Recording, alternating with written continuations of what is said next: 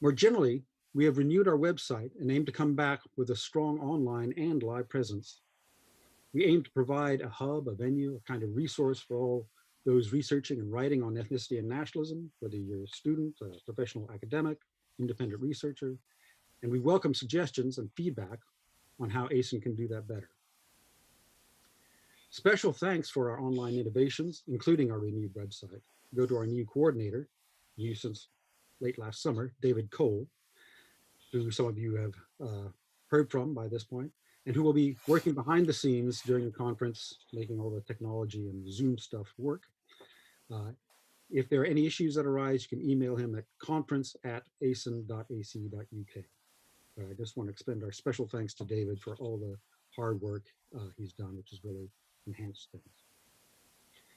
This year's conference has been organized by the ASEN team, but particularly by our conference chairs, as it is every year, Isadora Dullaert and Andi Haxhiu, who have done the Conovite work in getting everything set up.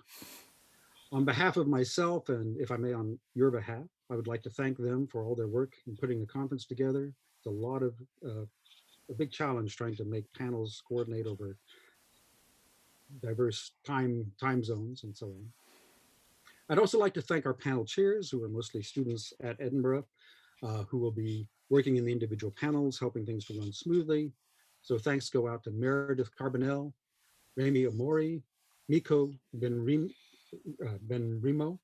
Izzy Powell, Taiga Taguchi, Connor Moorland, Pooja Marwaha, Sambhavi Ganesh, Rania Mohideen, and Noah B. Howe.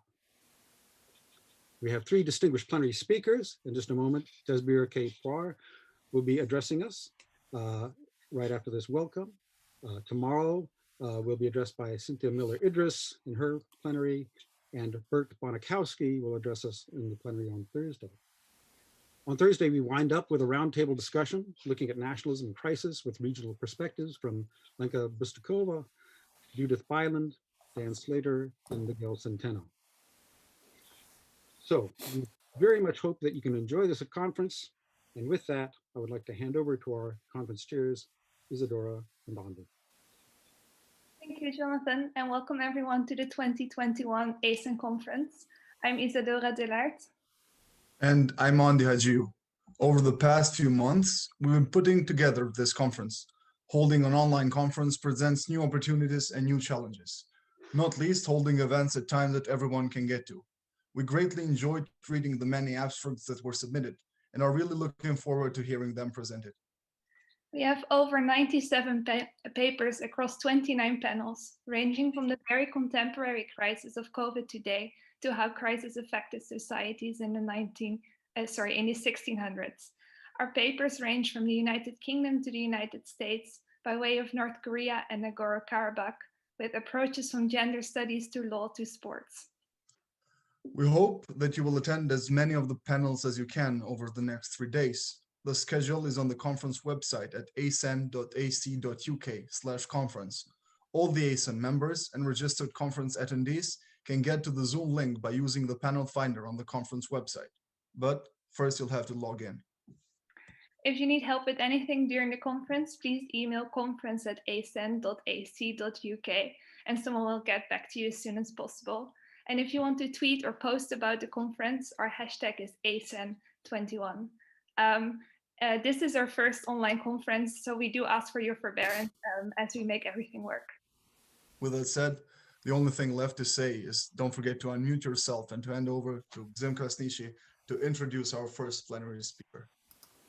Thank you, Andi and Isadora. So my name is Gzym Krasniqi, and I'm a lecturer in nationalism and political sociology at the University of Edinburgh. I'm also an ASEN steering committee member. So I'm delighted to introduce our first plenary speaker, Professor Jasbir K. Puar, a faculty member at Rutgers University since 2000. Professor Jasbir is professor and graduate director of Women's and Gender Studies. Her works, which have been translated into a dozen languages, include The Right to Maim, Debility, Capacity, Disability, and the award-winning terrorist assemblages, Homonationalism in Queer Times, which was recently reissued in an expanded version for its 10th anniversary. Professor Puar has received a remarkable range of awards, including a 2018 fellowship from the Palestinian American Research Council, awards for graduate teaching, and the Modern Language Association's Gay, Lesbian / Queer Caucus's Crampton Knoll Prize for Best LGBTQ Studies article for her article Bodies with New Organs, Becoming Trans, Becoming Disabled. Currently, Professor Puar is completing her third book, a collection of essays on duration, pace, mobility, and acceleration in Palestine, titled Slow Life, Settler Colonialism in 5 parts.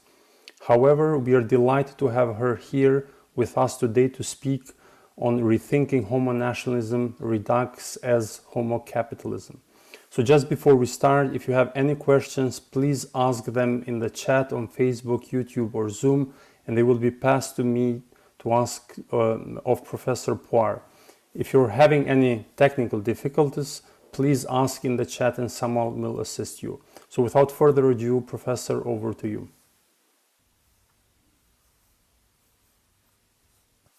Thank you for that introduction. And I want to thank the conference organizers for inviting me, and also to laud and thank David Cole for all of the dealing with all of the moving parts around the conference and the technicalities.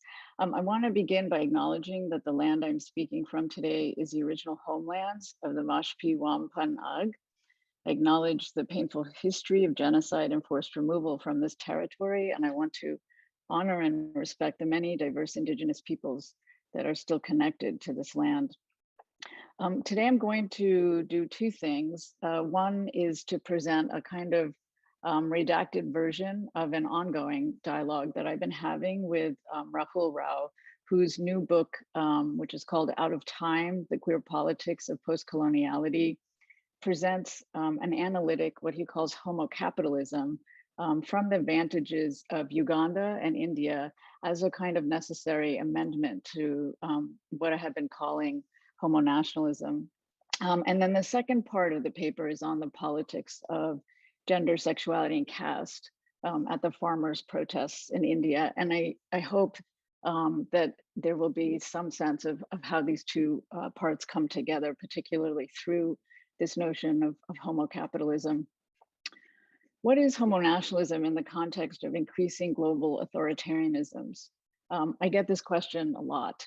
And as a hint, I think that Rahul's work on homocapitalism gives us some ideas about this. The contemporary confluence of history-making events renders somewhat imperceptible the alignments of LGBTQ subjects and nation states.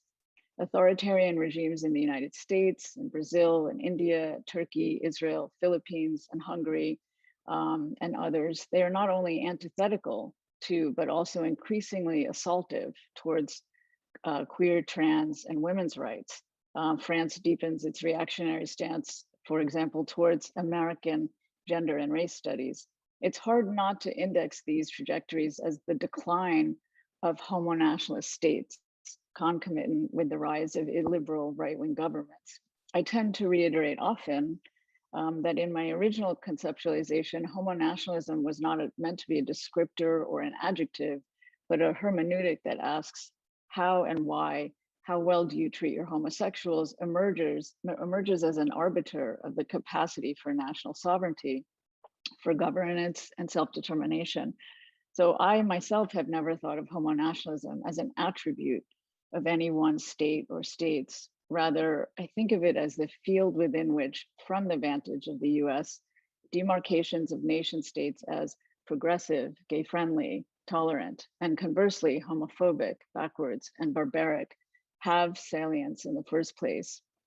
So the conundrum is not then how homonationalist a state is, but rather what is at stake for liberal democratic states gone authoritarian to attack LGBTQ rights at this political juncture? Who does this benefit and how? And also to think of authoritarian states as laboratories for the perverse machinations of gender, sexual, and racial regulation and repression. There continues to be a co-constituted existence of liberal progressive ideals of queer rights, tolerance, and freedom alongside and working through homophobia, violent repression, and ostracization. These two supposedly opposite poles are used to alternately laud and demonize different populations. And in fact, we might think of homonationalism and authoritarianism as often operating in a tandem formation that is only seemingly contradictory. The weaponization of queer identities in the service of this partnership of oscillation indicates a kind of ascendancy of whiteness that is porous to any whiteness that can be rehabilitated into liberal and indeed white supremacist formations. So Pete Buttigieg on one side and Milo Yiannopoulos on the other, for example. While crucial gains in the US LGBTQ rights movement appear to be leaking away or have been being chipped away at, it is also the case that the civilizational discourse of Islamophobia that subtends homonationalism, so the illiberal, terrorist, uncivil, viral brown bodies threatening the quote unquote safe space of white American soil, are still tenaciously intact, and they are often embedded in the quotidian discourse of security in such a way as to dissolve into non-recognition. And so these, I think these Islamophobic tropes are however easily animated. We can think about the pandemic and how much of the discourse around the pandemic is embedded in a kind of fusion of terrorism and the plague, illness, contagion, the uncontained virus as a refraction of a body politic. And it also matters, of course, that there's a kind of racial elasticity of what terrorism is and the bodies that reference it that has only become more emboldened. So Black Lives Matter has been designated a domestic terrorist organization, and we now have, a kind of attention on white terrorism as well, right? Or white supremacist terrorism. So homonationalism is thus foremost a theory of US racial formation. It's a disciplining of US subjects in relation to US empire, a dual movement of incorporation and objection that instrumentalizes the discourses and affects of American exceptionalism.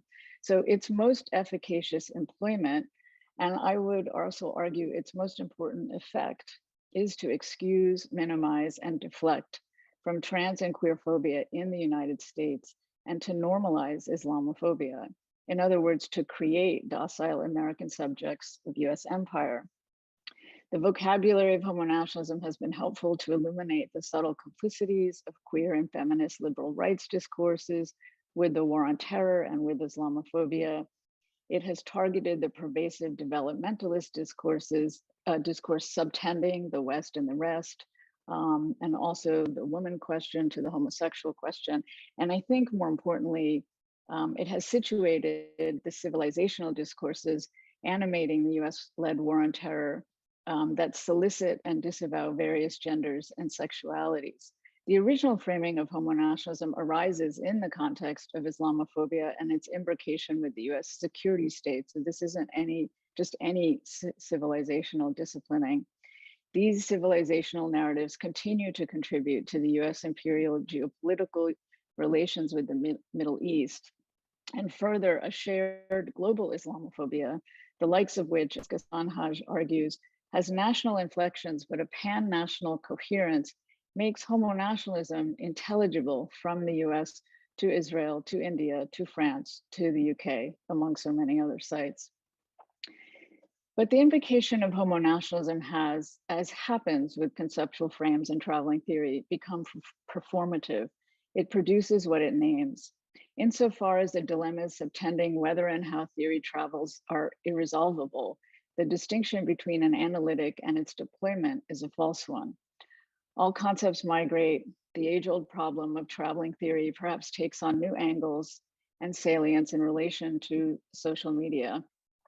Homonationalism, however, only remains useful as an analytic if we acknowledge that its own theoretical force transits through the very circuits of empire, of settler colonialism, of neoliberal multiculturalism, of developmentalism, and indeed, as Matthew Brim has forcefully argued in his latest book, Poor Queer Studies, the uneven academic privileges that we occupy, that it ultimately seeks to upend.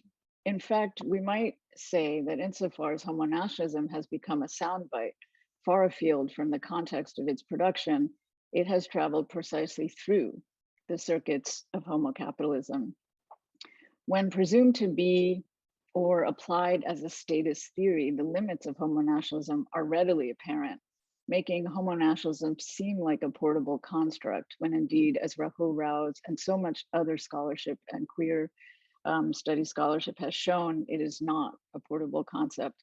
So when an analytic becomes a descriptor, when something that once allowed us to see something now keeps us from seeing something else, I think we are able to mark both what was missing and also a historical shift in consciousness and perspective. And this is a kind of welcome and necessary acknowledgement of the fact of historical change. At the virtual launch of Out of Time, Rahul's book, in May of 2020, Rao stated, "Now that we have understood homonationalism, we have overcorrected for it." So this overcorrection is precisely the performativity I speak of, a kind of applied use of homonationalism as a status theory or theory of the state, accompanied by a subsuming orientalizing of local nation-state actors that might have far more important things to do to deal with than tarrying with discourses of the West. Rao convincingly intervenes not through staging a reversal of actors, the rest to the West, or arguing for subaltern sexuality of the global South. Rather, he emphasizes the plethora of global, regional, and sub and paranational entities populating the movements for LGBTQ rights in Uganda and India, the solicitous transit of international actors such as the World Bank, the IMF, NGOs, Western governmental aid, networks which impel acquiescence by quote unquote illiberal states to LGBTQ rights platforms, for promising economic growth and productivity in exchange for partaking in complex transactional networks devoid of consistent political alignments. Marked by, quote, collaboration and transaction across the North-South divide, homocapitalism, as Rao defines it, is, quote, an ideology forged in interaction between elite LGBT activists and technocrats in international financial institutions, IFIs. Denied belonging within the nation, some activists have turned to making the case for inclusion, not in a language of justice or human rights, but through a refiguration of the queer as a model capitalist subject whose inclusion promises a future of growth and economic dynamism. This argument has been embraced by IFIs eager to rehabilitate themselves in a time of capitalist crisis by brandishing an image of progressiveness and inveighing against, quote unquote, homophobia in the global South.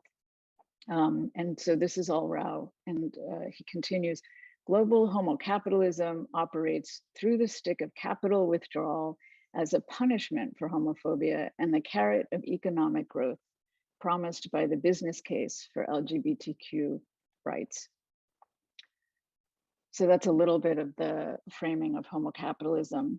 My sense is that the cultural and civilizational alibis of homonationalism, so our investments in liberal codes of progress, acceptance, inclusion, are no less salient now, especially as they are increasingly discarded, if not destroyed, by authoritarian regimes.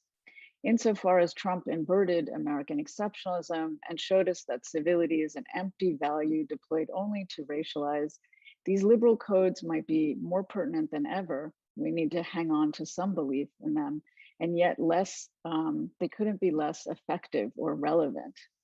Homonationalism was never not driven by negotiations of capitalist reward, but what Rahul's work clarifies to me is that the schema of homonationalism and terrorist assemblages suffers from a lack of analysis of capitalism. That's not to say that there isn't attention to forms of materialism, particularly in the way of affect, but what counts as materiality is a kind of whole other issue. Though there is attention to how neoliberal multiculturalism produces economic vectors of racial difference and containment through sexual regulation, I would say the argument itself is not anti-capitalist. And here I really appreciate Rao's repeatedly stated desire for specifically queer investment in anti-capitalist critique. If homonationalism is indeed a grammar of the state that actually sets the terms of recognition, it works in the service of foiling the question of capitalism and politics of redistribution. Therefore, not just a reiteration of a kind of cultural economic binary, but also pace earlier debates between Judith Butler and Nancy Fraser, this fantasy of a recognition versus redistribution binary. So paraphrasing Lisa Dugan, Rao notes that, quote, the distinction between recognition and redistribution is a ruse through which neoliberal capitalism pretends to become more inclusive by seizing on a low-cost way of projecting new queer friendliness, end quote. So one example of this queer friendliness is the LGBTQ tourism industry post 9/11, which advocated for spending more money, be a good patriotic queer, travel as queer. So that convergence of market and state interests for queer subjects is remarkable precisely because there was no such prior alignment.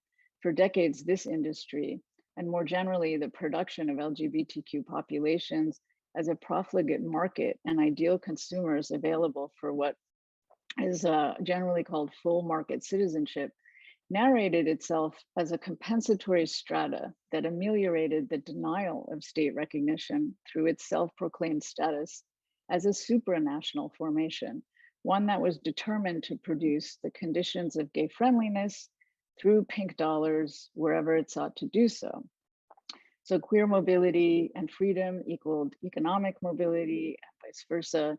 And the industry was as interested in the disciplining of homophobia through capital as it was in maintaining a sexually lascivious Orientalist project of danger elsewhere. So I wonder if this and other related discourses of pink dollars that emerged in the 1990s are a kind of proto-homocapitalism, one that foregrounded the queer as consumer citizen and a quasi-figure of developmentalism in the mode of current day imbrications of developmentalism and queer mobility.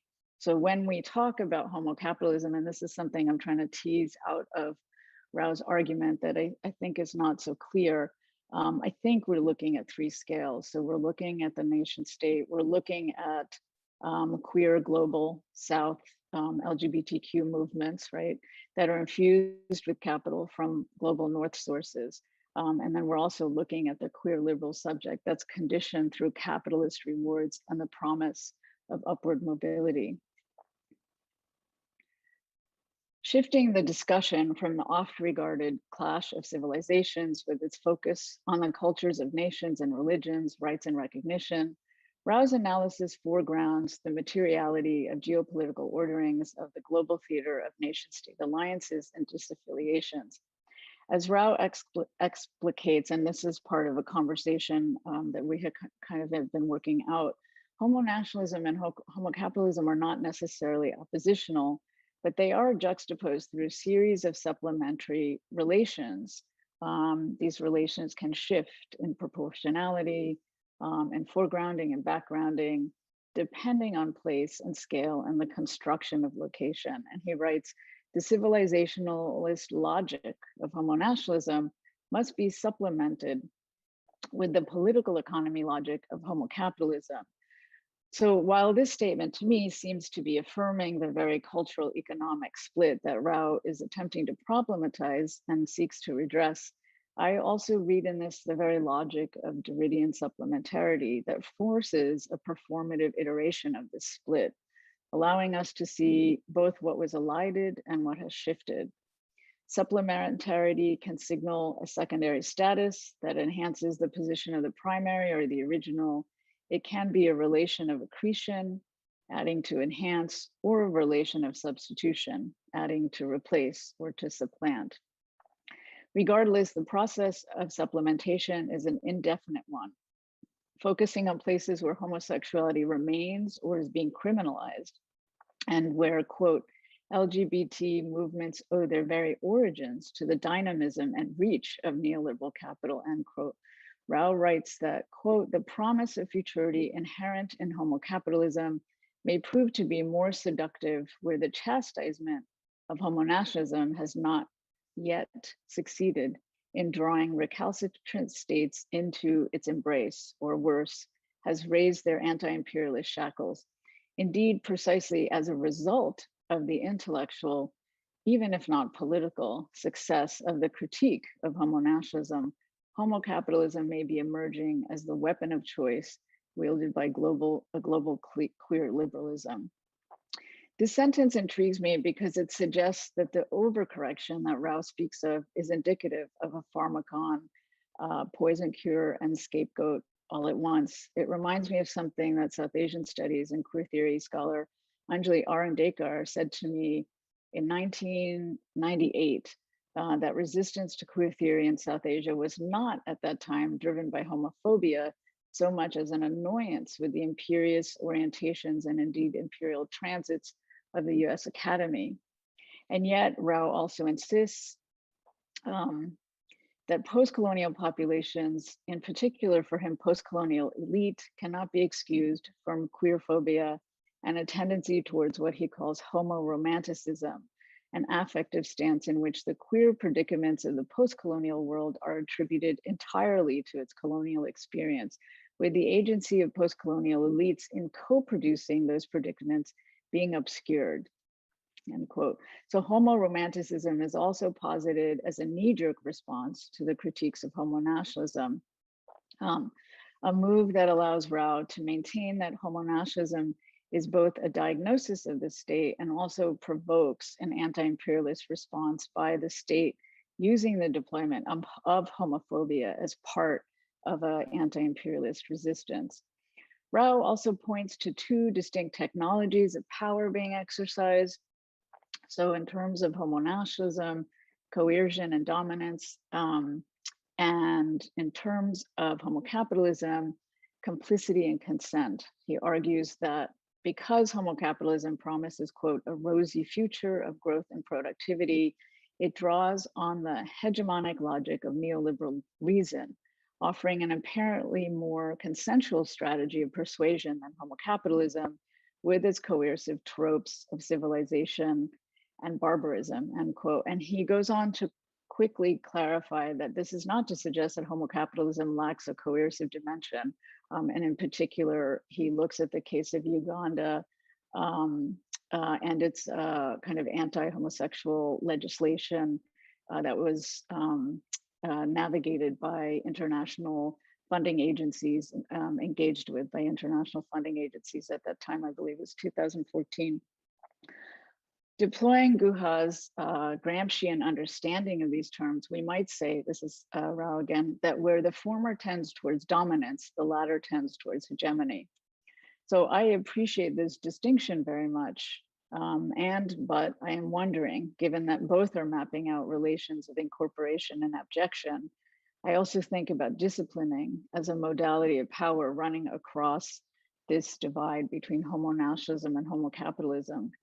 And so this is my momentary revert to biopolitics that might actually not be incongruous. I would also just add that the division, the relegation of anxiety to homonationalism and seduction to homocapitalism kind of rates the seduction at work in homonationalism, which is the kind of cathecting to Islamophobia as a rite of passage to national belonging. So there is a reward structure through this propagation of Islamophobia.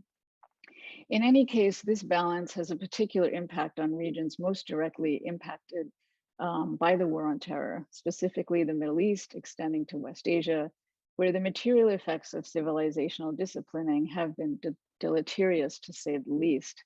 In the aftermath of 9/11, friends who worked at Human Rights Watch, at Helm, and at Al-Qaus, other human rights and LGBTQ organizations noted the onslaught of humanitarian, NGO, and even state-driven opportunities that were cashing in on the marketization of the purported novelty of Muslim queers in the MENA region. So a friend once said to me at that time, as the money started drying out in the 2010s, that Africa had become the new Middle East for these efforts. And so while this is a anecdotal offering here, this affective registering that capital might move on, as it were, is also an example of the interplay between homonationalism and homocapitalism. So here I want to switch to the second part of my paper, which is about the farmers' protests and the questions of caste and gender. So I'm launching off of the chapter in Rao's book on the tactical use of the caste category of backwardness by queer and trans Dalit activists in India to lobby for state recognition. Rao observes the Mobius strip quality of caste and gender relations. He writes that caste is the regulation of gender, which is caste. And that quote, in a neoliberal India dominated by a caste Hindu right, collective Dalit assertion in the terms advocated by Ambedkar is queerer than a same-sex kiss. I love this sentence for so many reasons, but especially for how it shifts the register of what constitutes a radically anti-assimilationist project of queer politics. And so he continues to explain that Ambedkar's ideology of the annihilation of caste didn't mean simply enabling Dalits to become like caste Hindus, but entailed the production of a new Dalit subjectivity marked by a revolutionary consciousness. So for Rao, the subjectivities of queer and trans Dalit foreground the manner in which, quote, the destruction of caste becomes imbricated with gender transition. And the kind of broader discussion of that is this distinguishing between, that Rao makes between Hindu homonationalism and Indian homocapitalism. Again, you can kind of see this reiteration of a materialist cultural split. So with this imbrication of caste and gender in mind, I want to talk a little bit about the farmers' protests. As I'm sure you all know, they began last November. Hundreds of thousands of farmers from Punjab and Haryana on their tractors driving to the outskirts of New Delhi. And as I unfold this discussion, I want to mention there's been so many writers and activists who have analyzed everything from the global networks of agrarian crises to the rise of Hindutva, to the resistance of neoliberalism, to the dynamics of on-the-ground activist organizing, to the proliferation of diasporic solidarity protests. So Ravinder Kaur, Navya Gill, Bikram Gill, Harsha Walia, Amardeep Dhillon, Navkiran Nath, Nodeep Kaur, forums like Panth Punjab, and so many others. I kind of just want to flag all of those incredible writers and commentators. What follows here is not a contribution to these incisive analyses, but rather a probing into the ideological and theological orientations that inform the protests in principle. So these protests, and in particular, the general strike, which was attended by 250,000 people, have been hailed as the largest in all of human history. But outside of South Asia-specific forums, they have merited little attention to their emergent radical politics and solidarity formations, ones that might challenge Western leftist sensibilities. While the 3 farm laws announced by the Modi government last November were the last straw and are about Indian agricultural labor writ large, Bikram Gill has recently argued that there is a specific existentialist crisis in Punjab that is animating these protests. It has been long in the making due to decades of land grab in Punjab, the liberalization of the Indian economy beginning in the 1990s, the brutal repression of the Khalistani separatist movement in the 70s and 80s and the 90s, the current crackdown by the authoritarian Hindutva anti-Muslim government of manifold forms of dissent in India, whether it be in Kashmir or against the Citizenship Act. All of these protests are ongoing. All of these forms of repression are ongoing. So Gill also argues that Sikhs are, quote, rethinking our internalized religious practices in this political organizing context, such that nothing will ever be the same again. There's been both a lauding, but also a repoliticization of Sikhi, the tenets of Sikhism, as fundamentally informing the organization and conduct of the protesters.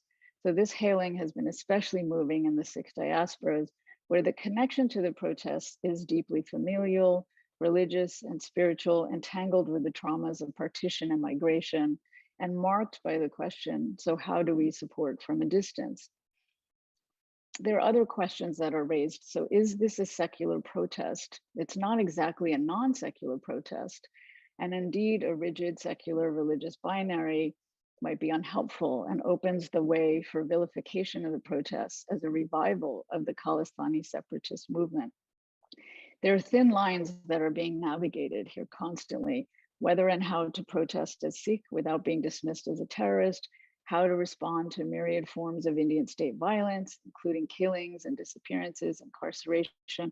Most recently, there have been sexual assaults of female activists without being stereotyped as warriors, how to resist the neoliberalism of the Indian nation state without being vilified as traitorous or seditious. There has been much lauding in Sikh forums about the praxis of langar at the protests, the communal cooking, feeding, and eating that is part of a broader philosophy of seva, which is a service to others. So from the advent of Sikhism, langar was envisioned as an anti-caste practice, which included the caste of women. In practice, the commitments to these ideals vary and does not mitigate that caste differences are sutured through land to the violence of the owner-laborer relationship, as well as to Sikh patriarchy and the sheer fact that women own less than 1% of the land that they're fighting for. There's also been a lauding of female leaders, of union organizers, and activists who highlight how women are central to agrarian economies, but at the same time, a kind of renunciation of any self-declared feminist approaches that point out patriarchal violence against women in Punjab. There's been a claim to the flourishing of gender equality at the protests. There have been private toilets, free menstrual products, healthcare services, but most recently, Trolley Times, which is the independent newspaper that was spontaneously created by the protesters in order to challenge mainstream Indian reporting, recently announced that a member of their team, Varun Chauhan, had been multiply accused of sexual harassment and would be departing from their collective.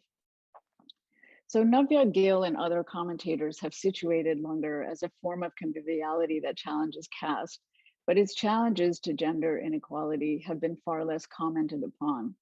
Langar is part of the sustainability of protest spaces, feeding not only thousands of protesters daily, but also neighboring communities. It is also what might otherwise be seen as mutual aid. It is not charity. It is not a form of pooling resources nor crisis intervention. Rather, langar is a mode of envisioning a more egalitarian forms of communalizing on the affective, corporeal, and ecological levels, a venerable Sikh institution, a theological philosophy, a conceptual space, and a horizon of becoming rooted in the ongoing work of relationality. And you might have remembered that the Gurdwara started bringing langar to protesters last summer during the Black Lives Matter protests, and had been doing some of that work earlier as well. On Sikh Twitter, which has for months been abuzz with in real-time updates on the farmers' protests, casteist harassment of queer and trans and Dalit Sikhs by cis hetero Jat Sikhs began last fall, intensified in February. So these supporters and participants in the farmers' protests espouse a Jat Sikh pride, so an upper caste pride, through, in part through this vicious queerphobic and transphobic anti-caste vitriol. So in response, there have been non-binary Dalit and queer and trans Sikhs penning a series of brilliant articles condemning the failure to realize the radical potential of Sikhi within the term of Sikhi itself, writing that, quote, Sikhi annihilated caste, but this was not a passive proclamation, but an active disavowal of the caste system through instituting various measures like langar, end quote. Further, they, quote, remind the Sikh community that equality and liberation does not rest in mere statements or the lack thereof, but instead in an active commitment to dismantling caste cis heteronormativity, end quote. So elsewhere, they term this Brahminical cis heteropatriarchal order. So you can see the convergence around the Brahminical with Sikhism and Hinduism and Hindutva. So this is the Mobius strip of gender and caste, I think, exemplified that Rao was talking about.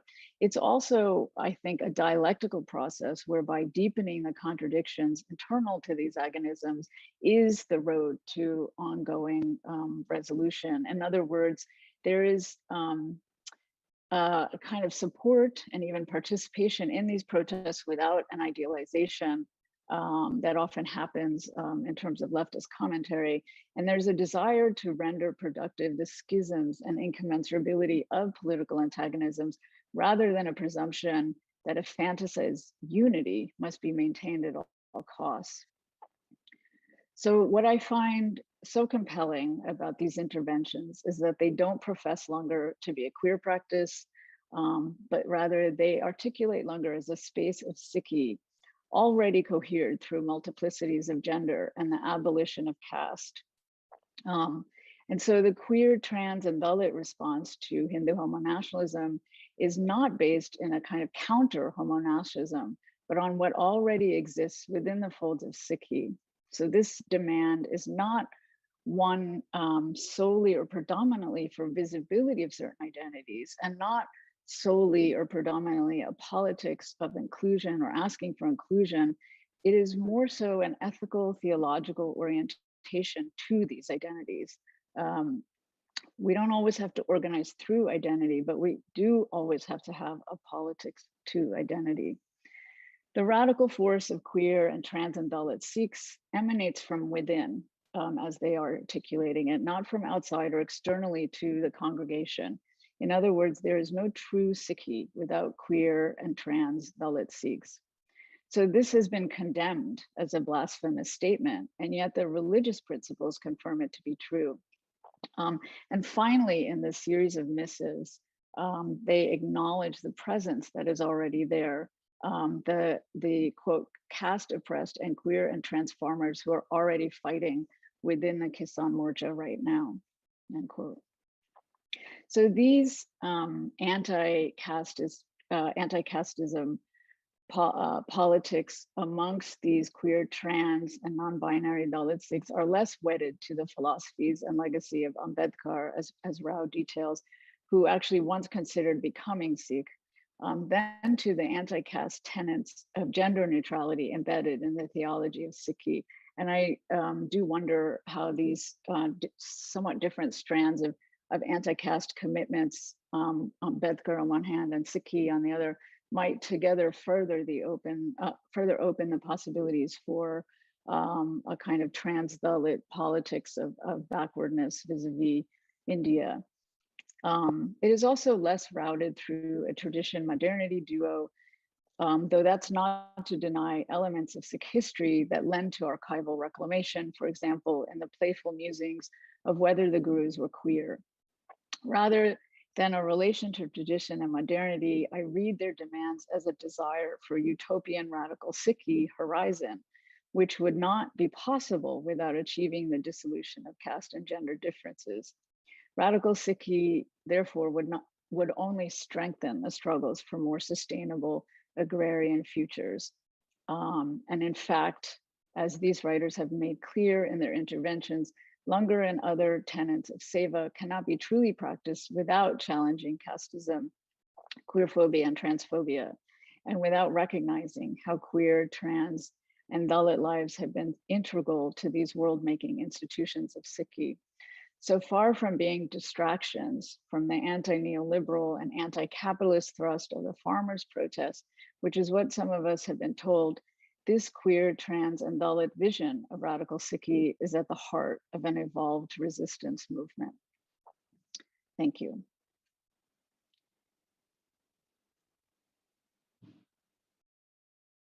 Thank you, Professor Puar, for a fascinating and very insightful talk. So I hope it provoked quite a lot of thoughts. And now we would open the floor and invite questions from our audience. So we've got the first question here. That's a question from Idris Kandi. Thanks for the insightful talk on homonationalism and homocapitalism. I would love to know what Professor Puar's thoughts are on the selective queer national normativization discourses that the Indian state deployed to justify its annexation of Kashmir in 2019. And the question has a second part. And echoing Fanon's thoughts on tourism, would you agree that homonationalism and homocapitalism are coming together in Kashmir?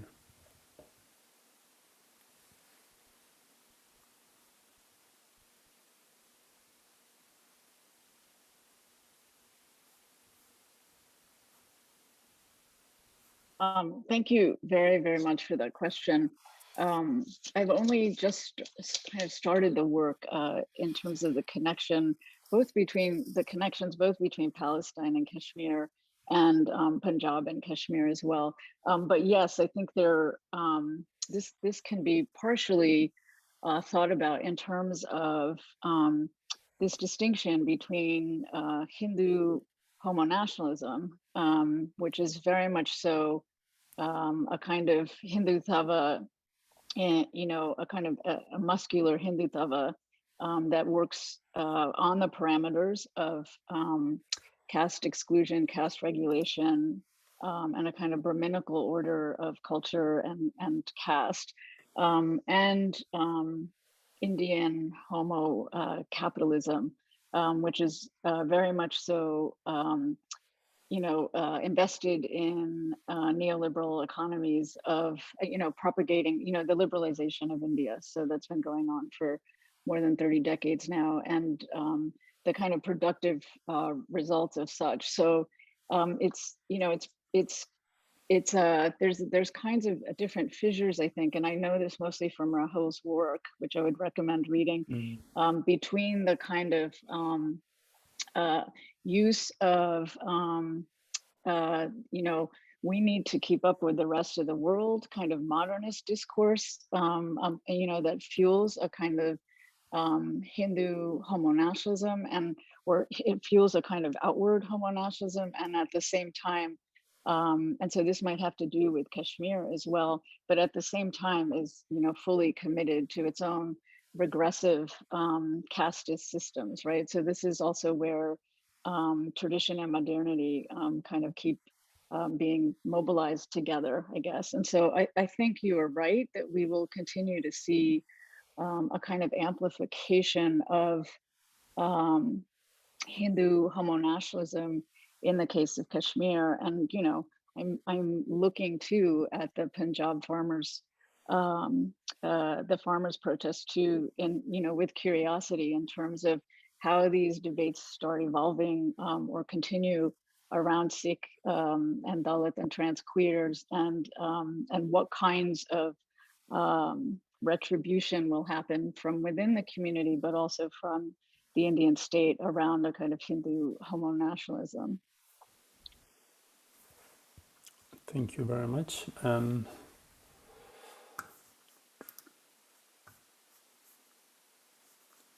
So while David copy-pastes some other questions that we've got from YouTube and Facebook, I would like to use the opportunity to ask a question myself, so abusing the chair's position. So in terms of, so earlier on you mentioned how the very concept of homonationalism in the American context is closely connected to racial formations in the US. So I wonder whether, if we look at other cases, especially in Western Europe, not necessarily in terms of how Western Europe sees non-Western countries, but also migrants from these non-Western countries who have settled in Europe.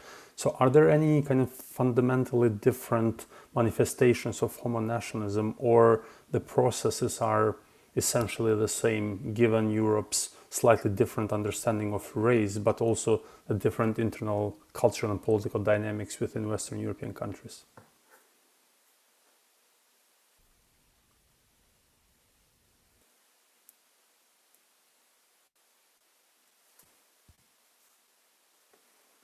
So I would say, as they say in India, same, but very different only. You know, really because, and I would refer folks to Ghassan Haji's work. I think the name of the book is, it's on environmentalism and racism, but he really makes a case for the kind of global coherence of Islamophobia, particularly cohered through 9/11 and its post 9/11 kind of economies and deployments of security discourses, as well as the materialization of security apparatuses or intensification of those apparatuses. But he makes a case for this kind of pan-national global Islamophobia that has these very specific national inflections, right? So France has a very specific national inflection. We can kind of see what's going on with the current legislation around banning the burqa, right? As a particular kind of disciplining that's not just about homonationalism, or is actually about femonationalism. I'm blanking on the author who wrote about femonationalism, but really looking at the labor relations that are structuring the kinds and the need for certain kinds of domestic laborers and other kinds of labor market needs that are really structuring the cultural disciplining that's happening here, right, around the burqa, for example. So I would just say that, again, in order to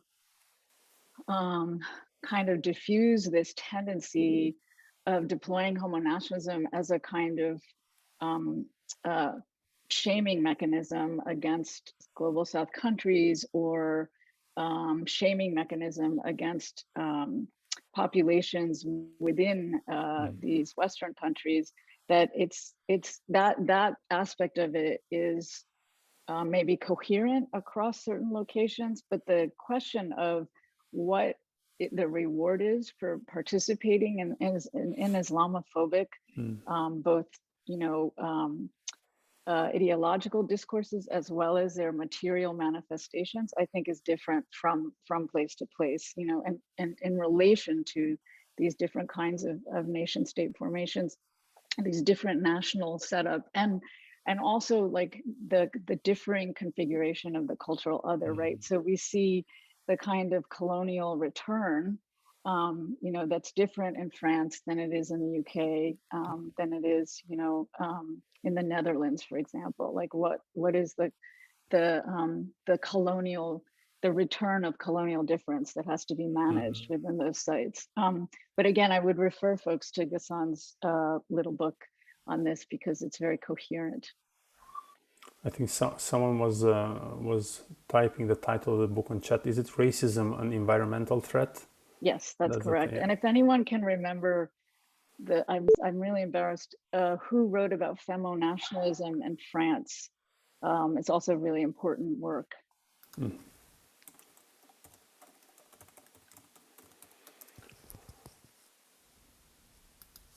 Okay, so we have got now another question from Andrew. How far back in time do homonationalism and homocapitalism date?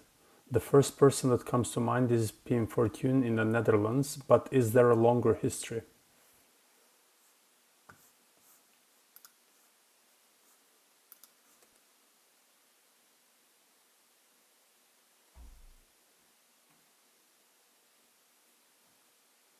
I think it's a complicated question for reasons of this kind of locational difference that we're trying to honor, that we just spoke about.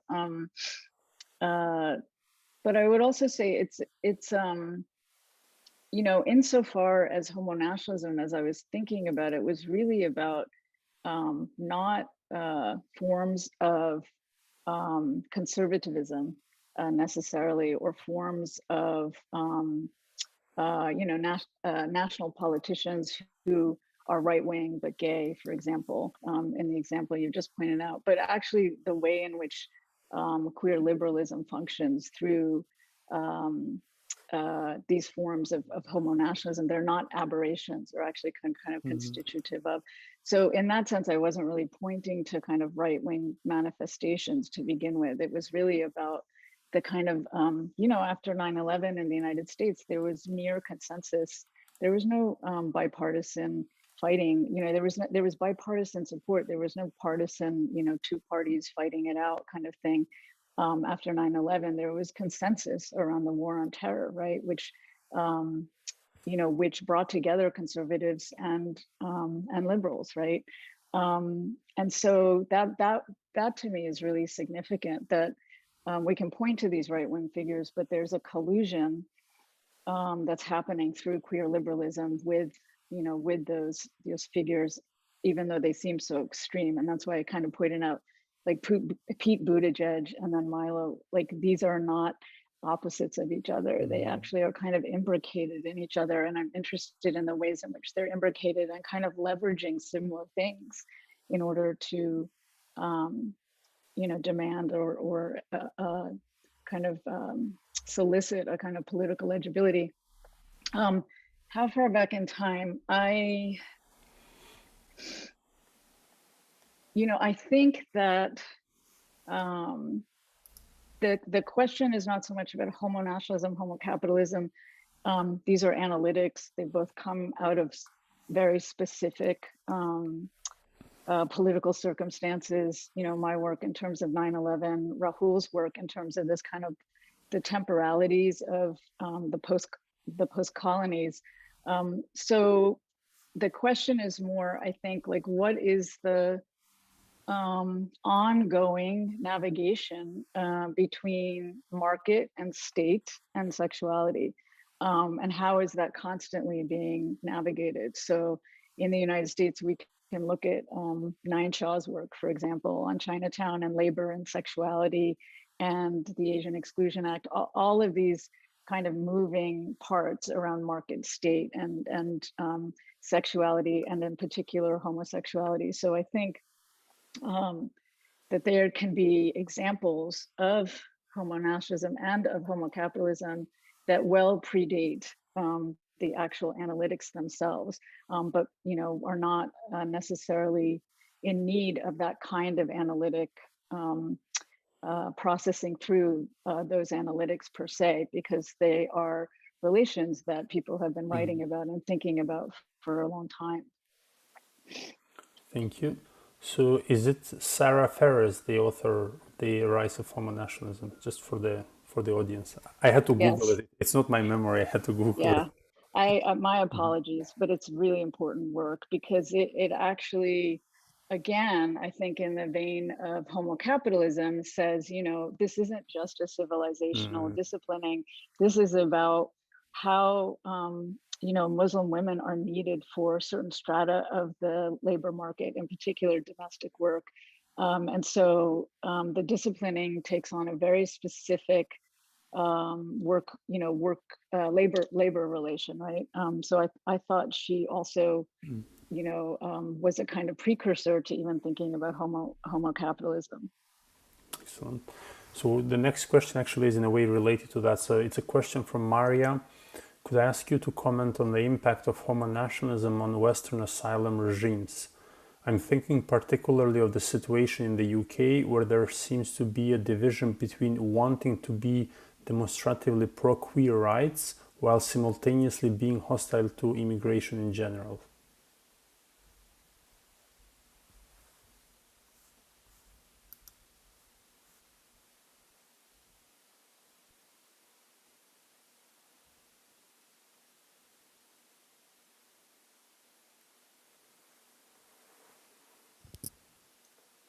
So if I'm understanding the problematic correctly, there's a kind of parsing out around which queer rights, or for whom are these queer rights operative. And queer asylees is not part of that, for whom these rights are considered, if I'm understanding the question properly, which I think is exactly the kind of splitting and fissuring that homonationalism kind of points to all the time, which is, you know,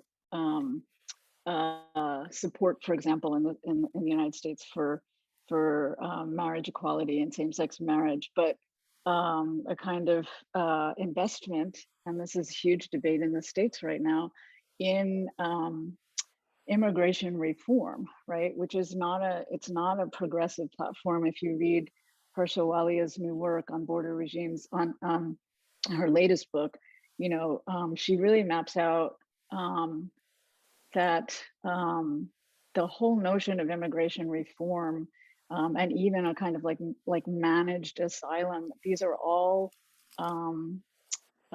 positions that liberals affect to in order to not understand the function of asylum and, say, border regulation, which is really to you know, one, because the reason why we have asylum, or why there is immigration control, is because of all of the situations that have been created by Western powers in other parts of the world, right? We can think specifically about Central America in the case of the United States. But she also makes a really amazing point, which is part of the function of these regulatory structures of citizenship and border control is to fracture the international working class formation, right? In order to kind of contain and preempt a kind of international class solidarity. I think this is really important. So it's not, I guess it's not just that there's a commitment to queer rights, but a hostility to immigration. But this also has a kind of class dimension, or understanding that, you know, asylum and these other border procedures are really protecting a kind of class stratification that benefits liberals and the ruling class, insofar as it makes impossible a kind of internationalist, you know, working class and global international solidarity, you know, solidarity movements from below, I guess we would say. I'm sure it's more complicated than that, but I think we can kind of keep adding class and capitalism back to these analyses. Thank you. So Maria messages to say that that's what she meant by the question. So I'm glad we got it right. So there is a question about the consensus you were mentioning earlier in the US, and Fateh Burmesh says that I believe that this consensus disappeared with Trump. And I'm thinking here of populism and Trumpism and radical right.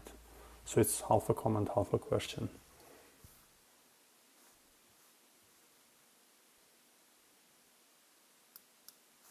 I think the consensus that I was talking about was the kind of ideological consensus around the war on terror and its necessity and its enactment, right?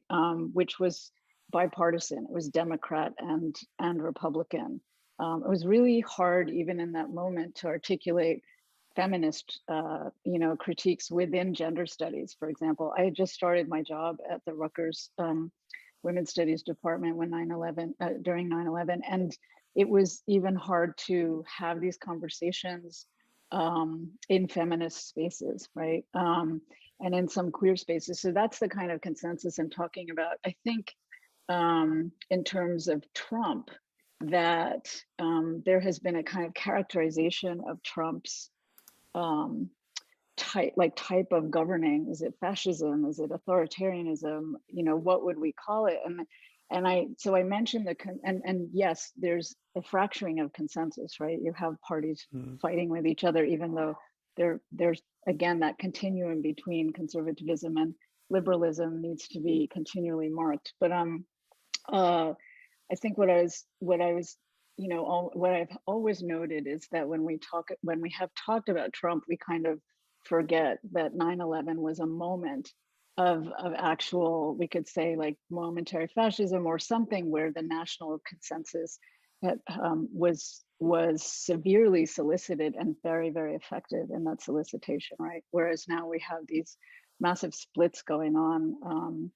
I think multiple splits as well, which I think is very productive. So that's what I meant about the difference that it's easy to point to Trump, but we had that consensus that was fascist in orientation after 9/11.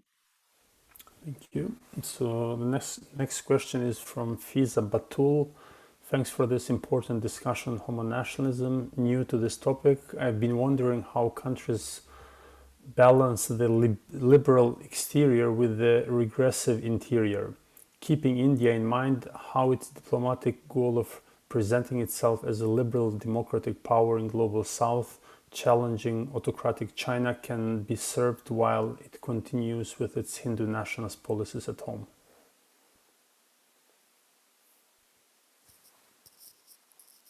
Sorry, I'm only pausing because I feel like I'm gonna sneeze, so that might happen. Yeah. So this is again, I'll direct you to Rahul's work, who lays this out really beautifully. And part of how he articulates it is the difference between the way lesbian and gay subjects advocated for legislative reform and decriminalization with the Indian state, and then how trans and Dalit activists had a completely other strategy that relied on a certain kind of historical and ongoing presence of certain kinds of non-binary bodies, right? So you have both things, you absolutely have both things going on at once. There's, part of what makes sense to me is it's not just this cultural materialist split, or maybe that's a kind of reading from an understanding of neoliberalism as it functions in the United States and kind of from the United States. But actually this, if you look at Partha Chatterjee's work, which was very much so culture at home and feminized, and the kind of interior kind of sacredness of history and tradition kind of managed as an interiority, right? As something that was, and very gendered, right? This is the woman question, the problem of it, right? And then the exterior, which was very much so, part of a anti-colonial movements, part of anti-imperial contestations of the West, but also participating in kind of cosmopolitan formations, right? Wanting to kind of be recognized and participate in the forms of modernity that are evolving at this moment, right? So I think that if you think of it in terms of Chatterjee's work and a kind of evolution of his work, you can see that exactly what you just mentioned, that kind of exterior interiority as not something that's a specific current strategy, but something that's been an ongoing strategy, and in some ways an anti-colonial strategy from the anti-colonial period, right? About managing British colonialism in India, now working to, but this is again the post-colonial elites using this same strategy to manage populations in India and its outward, and what's going on in Punjab, what's going on in Kashmir, and the kind of outward production of a certain kind of liberal mobility cosmopolitanism, right? Excellent, thank you. So we've got a question from Rachel. At yesterday's Gellner lecture, Prasenjit Dwara spoke about the impact climate change was having on the system of nation states. Clearly, climate change affects marginalized people more severely than elites, but it's also putting stress on the capitalist system. Is climate change and the general problems capitalism is facing at the moment an opportunity for change, or will it just cause elites to double down on what they're already doing? Sorry, what was the last part of that? So the last part of the question is climate change and the general problems capitalism is facing at the moment an opportunity for change, or will it just cause elites to double down on what they're already doing? So that's a both and question. That's yes and yes. I think we see the kind of siloed subjectivities and siloed ruling class formations happening all the time. We've seen this very much so during the pandemic. The the access to resources means,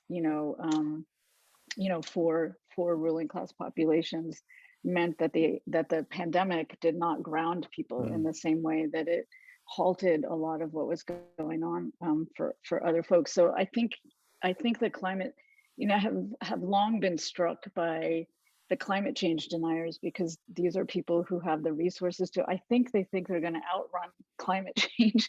They're going to kind of outmaneuver climate change, right? With temperature control, hoarding of water. You can kind of predict, like, we already saw this with the hoarding of testing, for example, vaccine, COVID testing.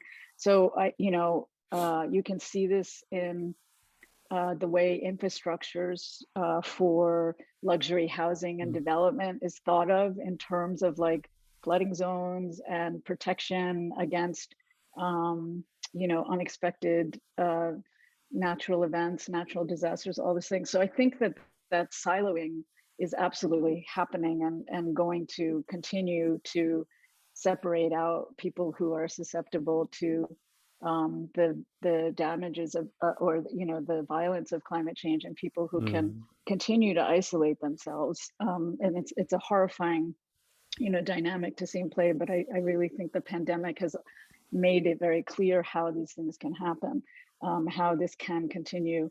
At the same time, I am not someone who knows a ton about climate change activism necessarily, but I'm following the lead of Ashley Dawson, Naomi Klein, the Green Deal conversations, the New Green Deal, all of these conversations that are really about connecting communities across geopolitical and biopolitical difference, right? Some of that is messed up because it's about a kind of global unity that doesn't address, as we saw with the initial formulation of the Anthropocene, that this has been affecting populations for a very long time. But the most progressive, I think, of that conversation, is also not only aware of that and trying to figure out those differences and how to connect around them, how to build solidarity around them, but also understands the kind of longer durée of some of this stuff. So climate change has been an issue with the agrarian reform in Punjab as well. It's part of the issues with crop turnover and seeds and pesticides and all this other stuff. And so you already have the question of climate change, and also of, if you look at what happened what's going on in Syria, and I would recommend Neil Ahuja's work on this. He just wrote a really amazing piece that came out in the New Literary History Journal and it's a special issue on disability and posthumanism and animal studies, but he really looks at like Syria's uprisings have been recoded as the first climate change war, right? So what's at stake in actually erasing certain kinds of political antagonisms that are embedded in climate change, redistribution of resources and disappearance of resources, and then so there's of course there's climate change already embedded in the uprisings, because of the effects of that, but then get rewritten as a kind of climate change war in order to kind of not address the kind of political complexities of what's happening and what's happened in Syria. So, but I think there's a lot of work pulling all this stuff together. Excellent. And I just wanted to go back to the previous question and your discussion about Chatterjee's distinction between the interior and the exterior. I mean, of course, I think there are some weaknesses in his work, one of them being the gender aspect that in some ways he overlooks. But I think also, if we look at that tension between external discourse and internal behavior, in many ways, India actually is not showing anything unique. It's just kind of replicating what other great powers are doing. I think we can take the example of the US, that often punishes countries because of democracy, but then it actively engages in voter suppression inside the United States. So is this a form of kind of organized hypocrisy of great powers? Is it something inherent in great powers, or is it something which is new in the, let's say, a different stage of democratic backsliding that we see today in the world? That's a great question. You know, of course, Chatterjee, of course, there have been many feminist critiques of the way that gender gets essentialized and binarized, right, in his formation, and that the domestic is a much more complicated space than just a feminized space. So, you know, a response to Marx's kind of intervention by social reproduction theorists, and also kind of feminist ideological critique. All of that has kind of said to Chatterjee, hey, wait a second. So you know, I think that your point is really important about the kind of gender reification. I wouldn't want to speculate on what kind of I wouldn't want to speculate on the newness or the kind of historical durée of these kinds of deployments of exceptionalism. I can, you know, say about the United States again that that everything, all of how the U.S. operates is through these narratives of exceptionalism, right? So it, you know, then in some ways makes sense. You know, there's, you know, our immigration, quote unquote, reforms from the 1960s were driven in part. They were produced as some kind of exceptionalist, you know, kind of welcoming of immigrants, or a kind of overturning of prior exclusion acts, right? But in actuality, they were really linked to a global, you know, a global scene within which communism had to be repudiated, right? And so that was part of how the distinction between communist countries and the United States countries was managed publicly, right? And in the meantime, the way that immigrants are treated in this country, you know, becomes that part of that contradiction. And just to reiterate again, you know, it really is pretty intense how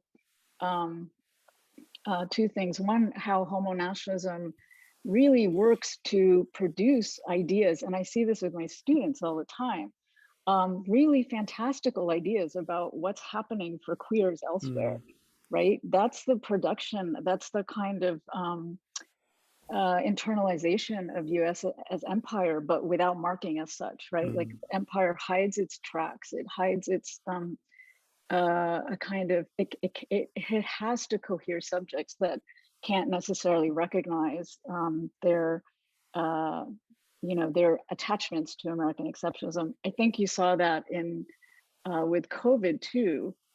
There was so much upset about, you know, America had failed, hadn't risen to its potential, all these things. And it was all like all this American exceptionalism that we critique just coming out left, right, and center. This shouldn't be happening in America. This is a biopolitical state. You know, this was going to happen in some form or another, regardless of who was president, honestly, you know. And we can point to things kind of getting better in the United States. But the exceptionalism, you know, was, I think, internalized during Trump's reign, right? He didn't want a kind of globalist presence or relation that was that had been historically what the US had been doing for a while. Now we have Biden kind of reiterating US imperialism as like a kind of outward formation, right? So these things, this sense of internal and external is always going on. But I'm really, really struck when I teach a class on transnational sexualities, and it's amazing how much young people, young progressive people, internalize about what they come to believe as the inherent oppression of queers in the global South, and have no way of understanding that that conditioning in relation to what's happening in the United States, which is the kind of disintegration of reproductive rights. Look at all the anti-trans legislation that's happening across various U.S. states. Look at the retraction of voter laws, like the continued voter suppression legislation that's being enacted, particularly in Georgia. They're unable to put those things together in a way that says to them, these are projections of the outside that help what's happening in the inside to proliferate without real understanding. So, and I really noticed this after 9/11 because I had been, teaching classes on gender and sexuality, ethnicity, race, nationalism for a while.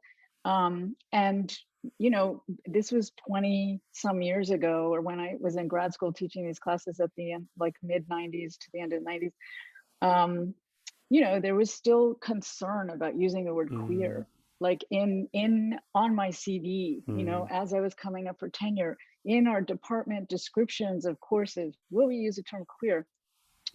This was a certain time period. 9/11 happens, so I never had any issues with teaching that stuff. 9/11 happens, and none of the students want to deconstruct American exceptionalism or their attachment to their national identities or their kind of struggles with citizenship as a particular engagement with American exceptionalism, right? So even hyphenated identities were aspirational. They weren't necessarily problematic, right? And so I realized like the American exceptionalism is so effective because it's about creating subjects that can't recognize themselves in some ways as part of the perpetuation of empire. Excellent. Well, Professor Puar, it's been an absolute pleasure having you with us this afternoon in the UK. Hopefully we'll have you in person in Edinburgh at some other point in time, but really it was great, and thanks a lot again for a wonderful lecture and for a very lively debate. Thank you. Okay, just a quick note for the other participants. So the session A panels will start in 15 minutes. So all the members, all the people who are registered for the conference, as well as other people having passes, can find details about the different panels on the conference website under Panel Finder. So see you in 15 to or like 12 minutes time. Thanks a lot.